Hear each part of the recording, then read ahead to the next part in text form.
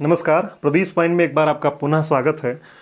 और जो हमारी श्रृंखला चल रही है हिंदी की, उसको तो हम पढ़ ही रहे हैं क्रम से, लेकिन इसमें एक बड़ा इंपॉर्टेंट चीज़ है जो छूट रहा था। संधि पढ़ रहे हैं हम, स्वर संधि समाप्त कर चुके हैं हम।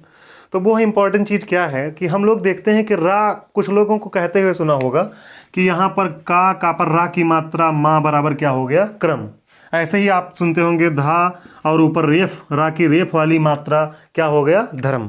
तो वास्तव में ये मात्रा ना होकर, क्योंकि मात्राएं तो स्वर होते हैं। मात्राएं कौन होता है, स्वर होते हैं।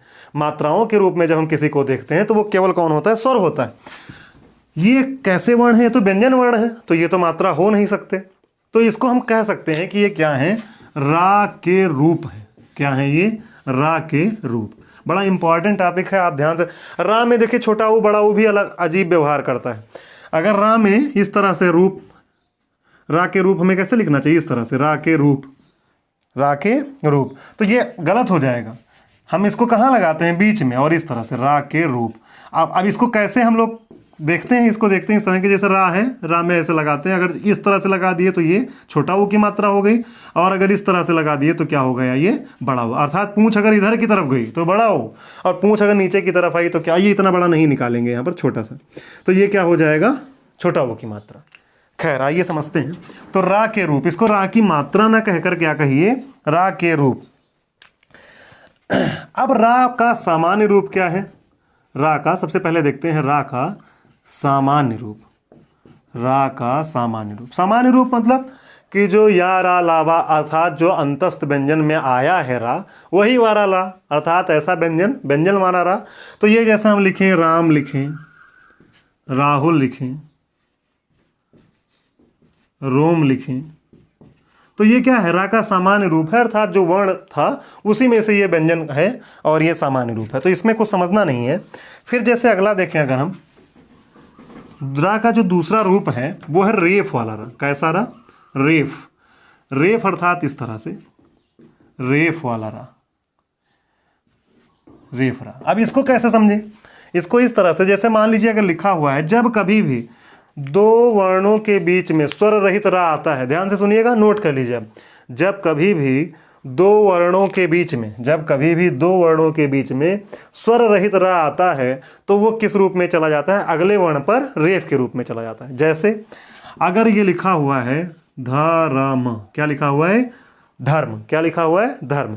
अब यहां पर दो वर्णों के बीच में आया रा, कैसा रा है, ये स्वर रहित रा है, तो ये रा किस रूप में चला जाएगा। भले ही इसका उच्चारण हम कहाँ कर रहे हैं, यहां कर रहे हैं, लेकिन हम इसको यहां न लगाकर कहां ले जाएंगे, अगले वर्ण पर। क्या हो जाएगा, धर्म। पढ़ेंगे इसको यहां, लेकिन ये जाएगा कहां पर, अगले वर्ण पर। बात समझ में आई, धर्म। इसी तरह से मान लीजिए कार्य लिखा हुआ है, क्या लिखा हुआ है, कार्य, कार्य। अब ये क्या है, स्वर रहित है रा। कैसा रा है, ये स्वर रहित है, तो ये बनेगा क्या, कार्य। अब ये रा, रा किस पर जाएगा, इस पर जाएगा, रेफ वाले रा के रूप में। अर्थात जब कभी भी स्वर रहित रा दो वर्णों के बीच में आता है तो वो अगले वर्ण पर रेफ के रूप में चला जाता है। भले ही इसका प्रोनाउंसिएशन हम यहाँ कर रहे हैं, लेकिन इसको यहाँ ना लगाकर कहाँ लगाएंगे, आगे वाले वर्ण पर। बात समझे आप। जैसे मान लीजिए कर्ज है, कर्ज, कर्ज। अब कर्ज लिखें अगर हम, तो कैसे लिखेंगे, इस तरह से, कर्ज। इसको बनाएंगे क्या, जा पर चला जाएगा, कर्ज। एक बड़ा प्यारा एग्जाम्पल है और हर एग्जाम में पूछा जाता है, आशीर्वाद। क्या है, आशीर्वाद। अब यहां पर देखिए, ये जो रा है इसका उच्चारण यहां कर रहे हैं, लेकिन इसको हम यहां ना लगाकर कहां लगाते हैं, आशीर्वाद। या अगले वर्ण पर जाएगा। और अगर उस वर्ण के साथ कोई मात्रा लगी है, ध्यान रखिएगा, अगर उस वर्ण के साथ कोई मात्रा लगी है तो जैसे वह पर जाना चाहिए, लेकिन उसके साथ मात्रा क्या लगी है, बड़ा आ की मात्रा लगी, तो ये बड़ा आ की मात्रा पर चला जाएगा, रेफ। क्या हो जाएगा, आशीर्वाद। भले ही, लेकिन इसका उच्चारण कहाँ करेंगे, ये नहीं कि आशीर्वाद, ये नहीं पढ़ेंगे, इसको आशीर्वाद नहीं पढ़ेंगे, उच्चारण यही करेंगे, जहां पर इसको लगा रहे हैं उसके आगे वाले वर्ण के पहले इसका उच्चारण करेंगे। ये आगे वाला वर्ण है इसका, तो ये मतलब जिस वर्ण पर लगा है उससे पहले ही इसका उच्चारण कर लेंगे। क्या हो जाएगा, ये आशीर्वाद। इसी तरह से मान लीजिए गर्मी एक शब्द है, क्या है, गर्मी। अब ऐसे लिखें इसको, गर्मी।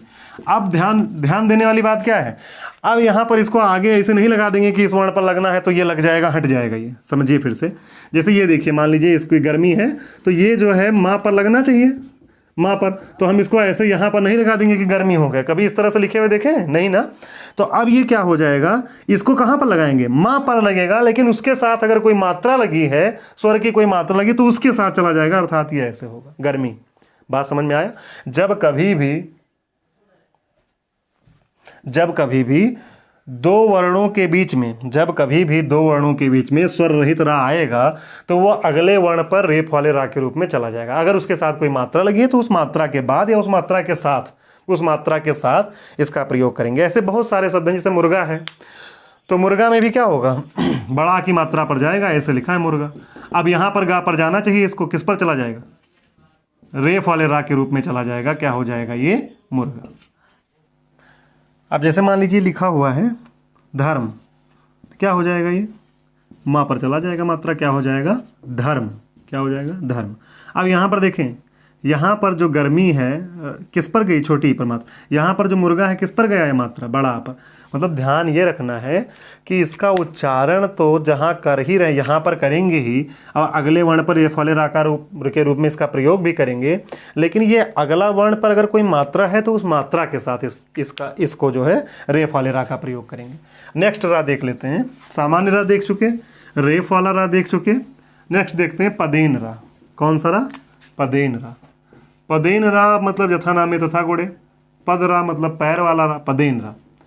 पदेन रा क्या होता है, पदेन रा या तो इस तरह से होता है या तो इस तरह से। पदेन रा का प्रयोग वास्तव में ये स्वर सहित होता है। कैसा होता है, स्वर सहित। रेफ वाला रा क्या होता है, स्वर रहित होता है, क्योंकि दो वर्णों के बीच में जब स्वर रहित रा आता है तभी तो आगे जाता है।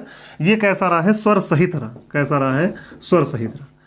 इसमें लिख लीजिए आप कि इस रा का प्रयोग, पदेन रा का प्रयोग स्वर रहित व्यंजन के बाद, पदेन रा का प्रयोग तब करते हैं जब कोई स्वर रहित व्यंजन इसके पूर्व आता है। जैसे मान लीजिए पा है और फिर उसके बाद में रा लिखा हुआ है और फिर लिखा हुआ है दीप।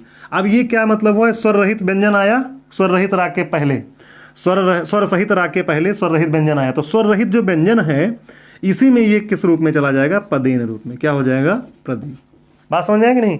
मतलब ये जो पा है, ये जो रा है, इससे अर्थात इसमें क्या है, इसमें ये स्वर रहित व्यंजन है और फिर रा पूरा है, अर्थात इसमें जो दिख रहा है आधा वो पूरा है, कंप्लीट है, स्वर सहित है, और जो आधा दिख रहा है, रा क्या है यहाँ पर, स्वर सहित है, और पा क्या है, स्वर रहित। जो आधा दिख रहा है वो कंप्लीट है और जो पूरा दिख रहा है वो आधा है। आधा मतलब क्या हुआ कि वो स्वर रहित। तो बात समझे, जैसे यहाँ पर इस तरह से लिखा हुआ है।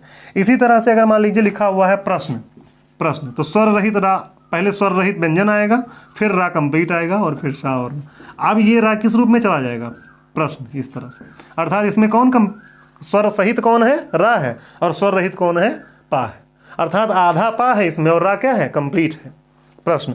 इसी तरह से अगर लिखा हुआ है क्रम, तो ये का र म, अब ये कंप्लीट है, ये रा इस रूप में पदेन रा के रूप में चला जाएगा, क्रम। अब यहाँ पर कौन, का स्वर रहित है और ये जो रा है ये स्वर सहित है, अर्थात का आधा है और रा क्या है, कंप्लीट है। इसी तरह से और देखें तो अब इसको एक और देखते हैं। ये तो हो गया, अब इसका प्रयोग कहाँ करते हैं, इसको कहते हैं, इसका प्रयोग कहाँ करेंगे। तो जैसे मान लीजिए गोलाकार जितने व्यंजन होंगे उसमें ये करेंगे। जैसे मान लीजिए लिखा हुआ है टा र क, अब इस टा पर हलंत लगा होगा, स्वर रहित, अभी आया है बाद में, तो किस रूप में, पदेन रा का यहाँ प्रयोग कर दिया जाएगा, ट्रक। इसी तरह से मान लीजिए लिखा हुआ है ड र म, क्या हो जाएगा, ड्रम, इस तरह से। तो अर्थात ये दो रा होते हैं, पदेन रा दो तरह से होता है, एक तो ये और दूसरा ये। इस रा का प्रयोग कहाँ करेंगे, जो पाई वाले व्यंजन होंगे, पाई वाले मतलब जो खड़े हुए व्यंजन होंगे इस तरह से लाइन वाले, उनके साथ इसका प्रयोग करेंगे। जैसे यहाँ पर देख लीजिए, यहाँ पर देख लीजिए, इनके साथ किसका प्रयोग करेंगे, इसका प्रयोग। और जो ये इसका प्रयोग किसके साथ करेंगे, गोलाकार व्यंजन के साथ, गोलाकार व्यंजन के साथ इसका प्रयोग करेंगे। तो ये ध्यान रखिएगा आप, ये तीन तरह से चीज़ें होती हैं। पहला कौन हुआ, पहला हुआ स्वर रहित, पहला हुआ सामान्य रा, दूसरा हुआ रेफ वाला रा। रेफ वाले रा का प्रयोग कहाँ पर करते हैं, रेफ वाले रा का प्रयोग जब दो व्यंजनों के बीच में, दो वर्णों के बीच में स्वर रहित रा आता है, तो जहाँ पर वो आता है उसके अगले वर्ण पर वो किस रूप में चला जाता है, रेफ रूप में। ये पदेन रा है, ये स्वर सहित है, रेफ वाला रा स्वर रहित है, और पदेन ये जो रा है ये स्वर सहित है, दोनों रा स्व क्या है, स्वर सहित। अर्थात यहाँ पर देखेंगे कंप्लीट रा है, इसके पहले ये स्वर रहित व्यंजन आ रहा है, तो ये किस रूप में चला जाएगा, इसमें इस तरह से इसका प्रयोग करेंगे। तो ये ध्यान से समझिएगा, क्योंकि व्यंजन संधि में ये प्रयोग होने वाला है, व्यंजन संधि में ये काम आने वाला है। तो ध्यान से आप पढ़िएगा, नोट्स बनाइएगा। मिलते हैं फिर, तब अगली वीडियो में हम लोग पढ़ते हैं व्यंजन संधि के बारे में। तब तक के लिए नमस्कार।